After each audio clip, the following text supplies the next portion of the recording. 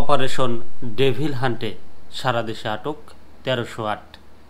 মাত্র গতকালকে শুরু হয়েছে অপারেশন ডেভিল হান্ট, তাতেই ১৩০৮ জন আসামি ধরা পড়েছে। এবং আজকে একটা খবরে দেখলাম মির্জা ফখরুলকে জিজ্ঞেস করা হচ্ছে, সাংবাদিকরা জিজ্ঞেস করছেন অপারেশন ডেভিল হান্ট সম্পর্কে আপনি কি জানেন? তখন মির্জা ফখরুল উত্তরে বলছেন, অপারেশন ডেভিল হান্ট বুঝি না, আমরা অপারেশন ডেভিল হান্ট বলতে বুঝি আমরা ফ্যাসিস্ট সরকারকে।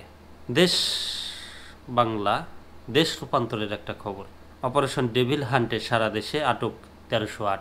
শনিবার রাত থেকে সারা দেশে শুরু হওয়া অপারেশন ডেভিল হান্টে ১৩০৮ জনকে আটক করেছে আইন শৃঙ্খলা রক্ষাকারী বাহিনী। আজ রবিবার পুলিশ সদর দপ্তর এই তথ্য জানিয়েছে। রবিবার দুপুর পর্যন্ত আটকের এই সংখ্যা তুলে ধরে পুলিশ সদর দপ্তর জানায়, আটককৃতদের মধ্যে রেঞ্জ পুলিশ এরিয়া অর্থাৎ দেশের জেলাগুলোতে ১৩৩৪ জন এবং মহানগর এলাকায় ২৭৪ জনকে আটক করা হয়েছে। এর মধ্যে শুধুমাত্র গাজীপুর মেট্রোপলিটন এলাকাতেই আটক করা হয়েছে ৮২ জনকে। এর আগে শুক্রবার রাতে গাজীপুরে ক্ষমতাচ্যুত আওয়ামী লীগ সরকারের সাবেক মন্ত্রী আকমা মোজাম্মেল হকের বাড়িতে ছাত্র জনতার ওপর হামলার ঘটনায় গাজীপুর সহ সারা দেশে অপারেশন ডেভিল হান্ট শুরু ঘোষণা করে অন্তর্বর্তীকালীন সরকার।